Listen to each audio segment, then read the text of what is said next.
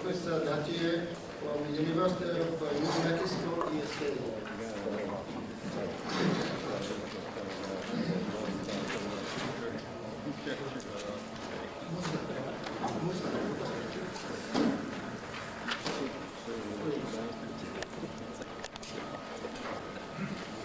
Good morning. I will continue with the theme that Dr. John Armour started with, which is the interplay of material science and catalysis. In my talk, I have used the term microengineering to denote, on the one hand, a microscopic or even atomic scale study of the catalyst structure, and then using the knowledge gained from the analysis to engineer the catalyst to make a desirable shape or size or structure possible. This is the theme that I will try to show you in my talk today. The work was not, of course, done by me entirely. I have a group of students, undergraduate as well as graduate, working. I will describe you work done on molybdenum sulfide catalyst by John Reardon, Srinivasan, and Hari Prasad, and on the Fischer-Tropsch catalyst by Mehul Shroff and Dinesh Balakar. I have a number of undergraduate students also working in our lab, and I've enjoyed collaborations at Sandia National Laboratories with Nancy Jackson, Alan Salt, and Chuck Peaton. Could I have the first slide, please?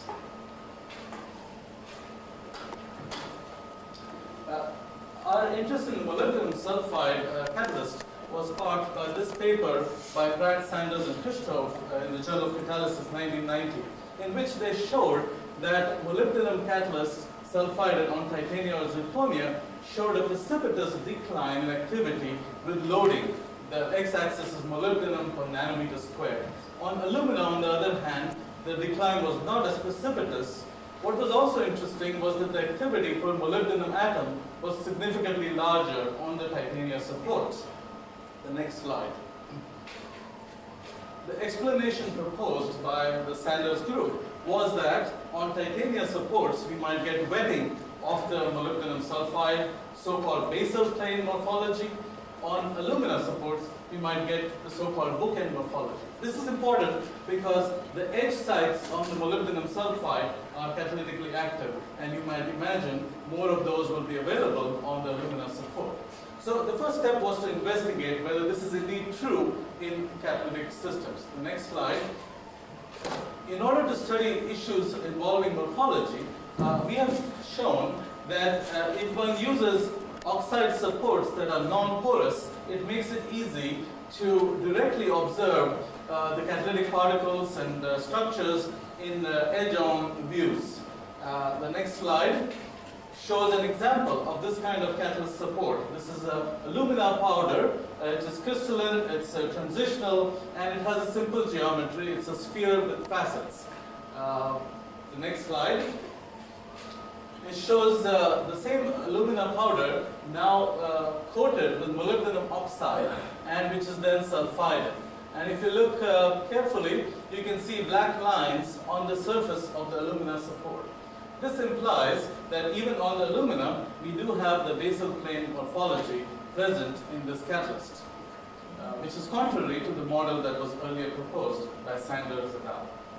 The next slide. We also studied silica supports, and this is an example of a silica, again in the simple geometry, a sphere. And if you look carefully at the surface of the silica, you see black lines, suggesting again the basal plane morphology of molybdenum sulfide. So our conclusion at that point was that both on silica and on alumina, we do see the basal plane morphology. Then what then could be the difference between the titania and the alumina supports? The next slide. We reasoned that silica and alumina are typically high surface area supports. So they have microscopically or atomically rougher surfaces than titania and zirconia, which are typically in the low surface area form.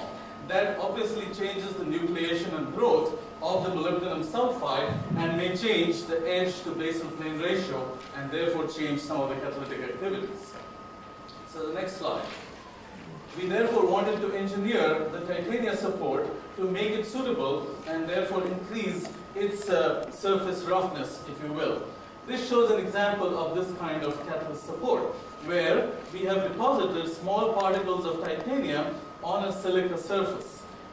These particles of the order of a few nanometers, so they provide a much rougher titanium surface than what is commercially available in the powder. The next slide. After depositing molybdenum sulfide on this titanium silica system, you can now see that we find the molybdenum sulfide layers on the titanium islands, which are deposited on a silica sphere. Note the scale of the picture. The marker is 5 nanometers. The silica spheres are 250 nanometers.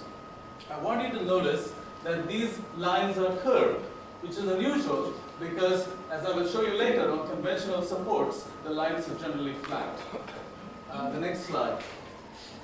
As we increase the loading of the molybdenum, we can almost completely cover these titanium islands with molybdenum sulfide. So we prepared these catalysts and examined their activity for hydrodenitrogenation of pyridine. The next slide. This shows a conventional titanium support. In contrast, you will notice because of the low surface area and the large particles, you get a number of straight lines, and as the loading is increased, the lines do indeed cover the titanium surface, which would be consistent with the Pratt model of wetting morphology. The next slide.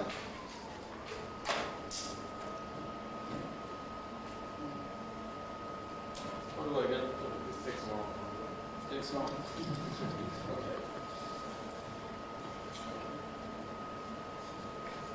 While it warms up, you will see in this slide a plot of activity for hydrodenitrogenation as a function of molybdenum loading on the two catalysts that I have shown you. Molybdenum sulfide on titanium silica and molybdenum sulfide on commercially available titanium. Notice that the y-axis, the scale is different. For the case of the molybdenum on titanium silica, on the left-hand side, the activity is about 10 times greater. We also do not see the fall-off in activity that occurs on the conventional titanium support, suggesting that by engineering this catalyst, we have been able to modify some of the behavior, and as increased loading, we do not get the fall-off in activity that you would expect on these titanium systems. We hope to achieve this, of course, by limiting the size of the islands of titanium. And this picture shows schematically what is happening. We have titanium particles on the silica surface, and in this case, we have a radius of curvature of the order of a few nanometers. On the conventional titanium, you have rather flat surfaces because the particle size is greater.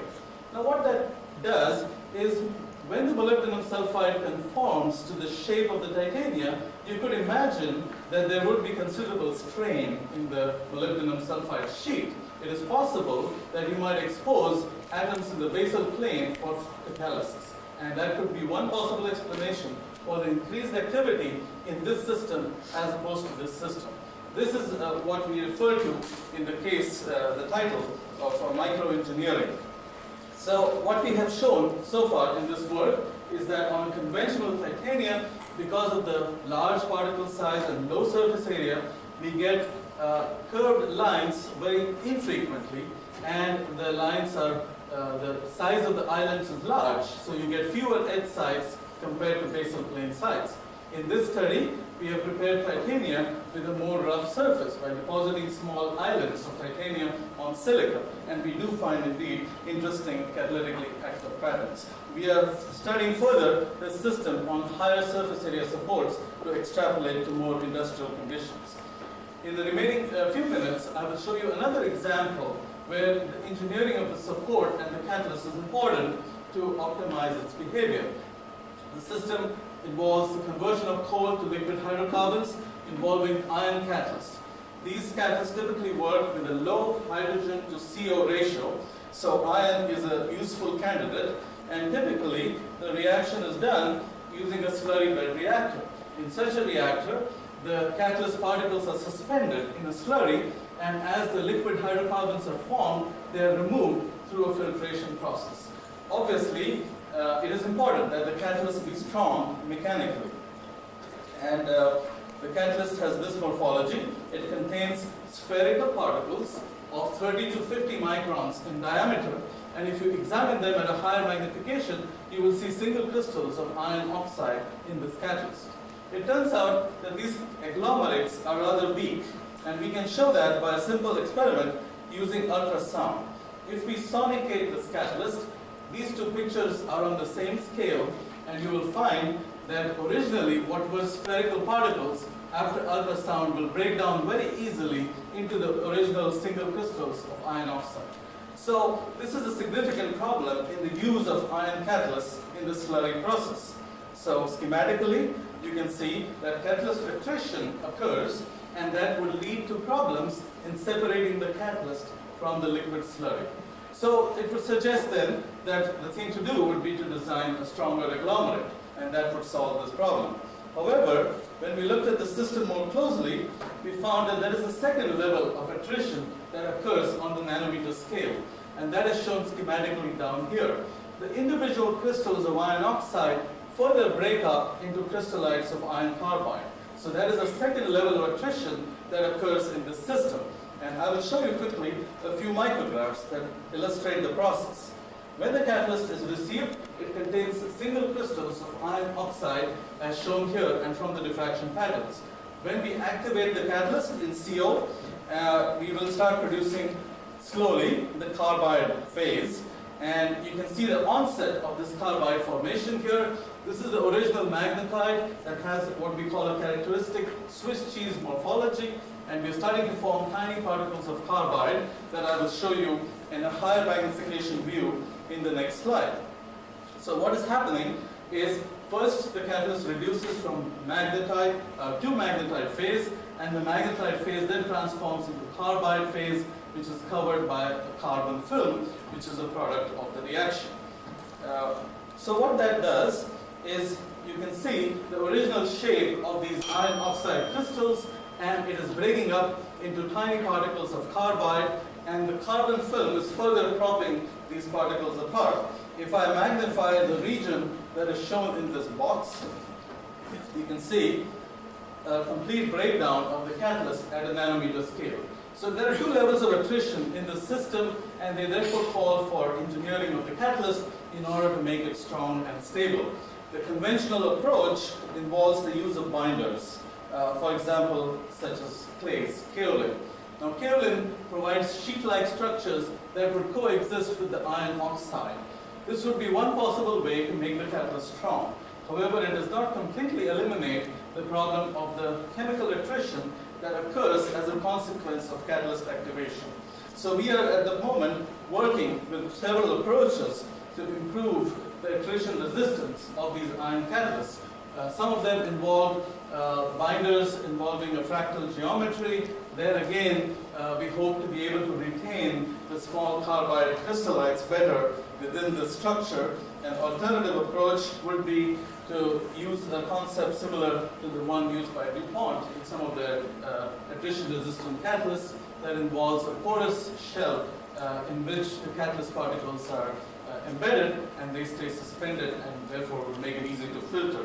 Both of these are problems that involve engineering at the microscopic scale and can lead to advances in the use and utilization of these catalysts. So in summary, I would like to thank the American Chemical Society, the San Diego National Laboratories, U.S. Department of Energy, and the National Science Foundation for funding, and I will stop at this point.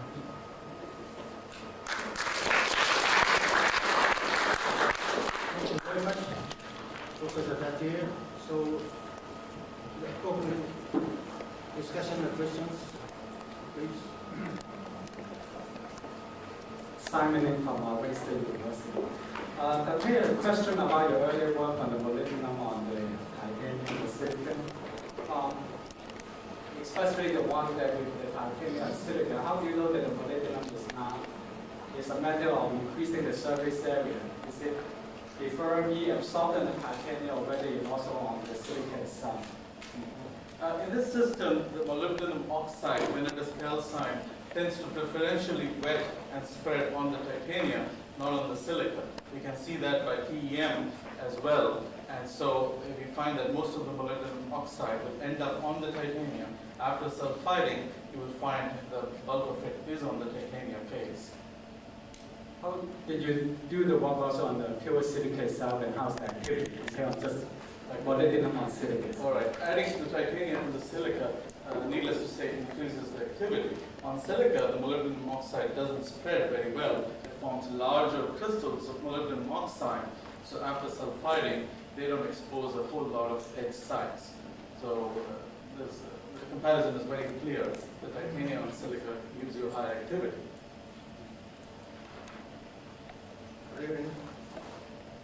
Yes, please. Yes, Wayne Goodman, Texas A&M. Yeah, Abhaya, very nice. On this, the silica, I assume these are amorphous silica particles, correct? I notice at the interface, however, you got a nice discrete interface between that and moly sulfide. It looked like the transition was rather abrupt. Just curious, if you look closely at the lattice space and you can see those fringes, do you see any distortions at the interface where there might be more than just, say, the high curvature giving rise to the activity, but very well may be the fact that you're getting kind of a pseudo-epitaxy, but it's not really atomic, with atomic spacing. In other words, that there are interfacial interaction in your nanostructures also could contribute to the process. Yeah, that's a very good point. Actually, it has been suggested that on titanium, you might be sulfiding the titanium itself. That might change the interfacial character and therefore the catalytic behavior. These issues such as those which require very subtle or atomic level use of the electron microscope, we are working on it. At this point, we don't have an answer as to whether the titanium underlying the molybdenum sulfide actually gets sulfided and therefore affects the interface in any way. One thing that would show up would be in some of the optical properties. In other words, in the plasma losses, the materials would show the quantum side effects. That's very corrupt in other kinds of sulfides. If you look at the optical scattering of these, have you done anything like that? No, we haven't looked at the optical scattering, but that's a good suggestion. Any other question? Some short question, please. Yes. John Phillips, Penn State. Is there any chance there's any sort of chemical interaction that, you see this in other bimetallic systems where the interface actually draws one of the metals preferentially to the interface? Does anything like that happen with any of these support materials? We're actually changing the crystal structure of the supported sort of bimetallic oxides as a result of bimetallic sulfides. Right. Yeah, in a sense, we are stabilizing small particles of titanium that otherwise would not be thermally stable. The reason titanium is not used as support in hybrid treating is because it's mechanically and thermally not as stable as aluminum.